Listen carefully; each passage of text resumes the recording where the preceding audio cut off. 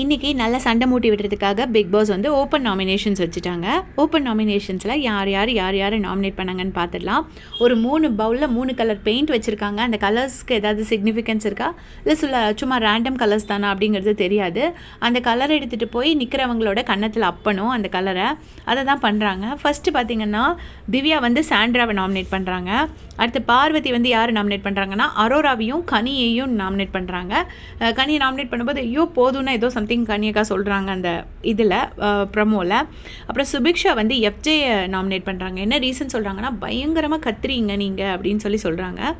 அப்புறமா ஆதிரை வந்து சாண்ட்ராவை நாமினேட் பண்ணுறாங்க.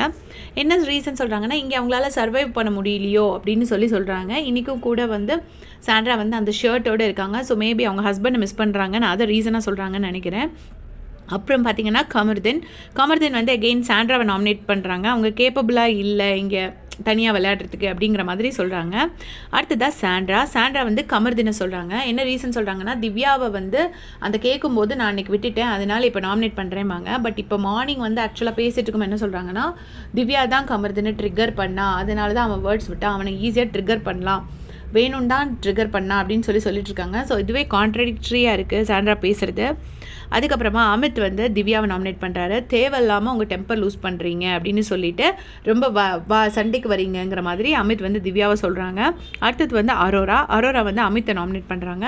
மேபி அந்த கேப்டனாக சரியாக ப்ளே பண்ணலான்னு சொல்லியிருப்பாங்க. அது ரீசனாக இருக்கும்னு நினைக்கிறேன்.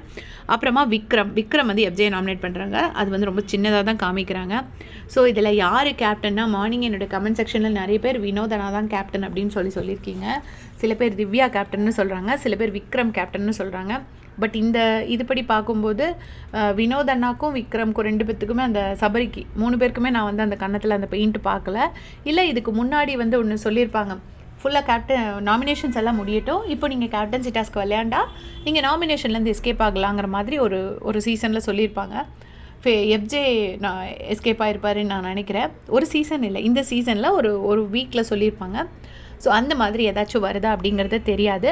இன்றைக்கி பாரோவுக்கு அமிர்தனுக்கு 2 பேத்துக்கு ஒரு பெரிய சண்டை இருக்குன்னு வரைக்கும் ஒரு நியூஸ் வந்திருக்கு. அதோட உண்மைத்தன்மையும் தெரியாது. ஸோ இதெல்லாம் பொறுத்திருந்து பார்க்கலாம். உங்களுடைய கமெண்ட் சொல்லுங்கள். தேங்க்ஸ் ஃபார் வாட்சிங்.